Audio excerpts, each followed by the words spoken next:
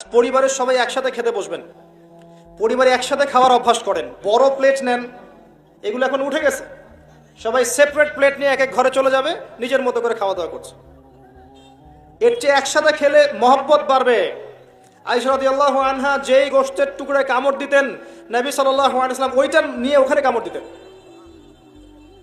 হাদিস নাই এটা? ওলামায়ে কেরাম আছেন না? আয়েশা রাদিয়াল্লাহু আনহা যখন হায়েজ অবস্থায় আছেন, হায়েজ তো বোঝেন, এই অবস্থাতেও নবী সাল্লাল্লাহু আলাইহি ওয়াসাল্লাম তার কাঁধে যে উরুর মধ্যে মাথা রেখে কোরআন তেলাওয়াত করেছেন।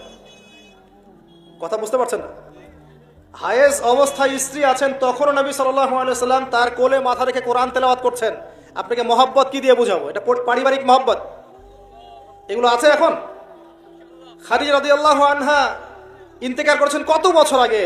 শেষ বয়সে এসে নবী সাল্লাল্লাহু আলাইহি ওয়াসাল্লাম একটা বকরি জবাই করলে, একটা দুম্বা জবাই করলে, খাদিজা রাদিয়াল্লাহু আনহার বান্ধবীদেরকে খুঁজে খুঁজে মাংস হাদিয়া দিয়ে যেতেন। কি ভালোবাসা! এগুলো আছে এখন? স্ত্রীর সাথে রাতের বেলা দৌড় প্রতিযোগিতা করেছেন, করেন নাই? চাঁদ দেখেছেন, হেঁটেছেন, খালি পায়ে স্ত্রীকে সাথে নিয়ে হেঁটেছেন। এগুলো যত কমে যায়, পরিবারের ভালোবাসার হৃদ্যতা তত কমে যায়।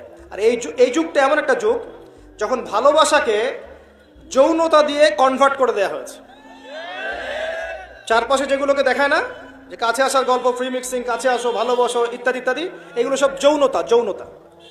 এগুলো ডিভাইন স্বর্গীয় ভালোবাসা নয়। স্বর্গীয় ভালোবাসা কোনটা? যখনই এই যে আক্ত হবে বিয়ের সময়, একটা অপরিচিত মেয়ে, অপরিচিত ছেলে, কালিমার মাধ্যমে বিয়ে হচ্ছে, বিয়ে পড়ানোর সাথে সাথেই আল্লাহর পক্ষ থেকে ভালোবাসা চলে আসবে ইনশাআল্লাহ। এটা আল্লাহ জাআলা বাইনাহুম মাওয়াজ্জাতা ওয়া রাহমা, আমি আল্লাহ তাদের মাঝে হৃদ্যতা, ভালোবাসা দিয়ে দিয়েছে। অনেক বিষয় আছে, আমি আজকে পরিবার নিয়ে লেকচার দিচ্ছি না পুরোটা, না হলে আমি কথা বলতাম লম্বা। আমাদের স্ত্রীদেরকে দেখবেন, অনেকের, সবার না, ম্যাক্সিমাম স্বামীর জন্য সাজে না, বাইরের মানুষের জন্য সাজে। অথচ সাহাবীরা বাসায় আসতেন, স্ত্রীটা সেজে গুজে বসে থাকতেন, আহলান সাহলান করতেন। যখন আপনি স্বামীর জন্য সাজবেন না, স্বামী তো বাইরের মানুষকে দেখে তখন চোখ তৃপ্ত করবেই, স্বাভাবিক।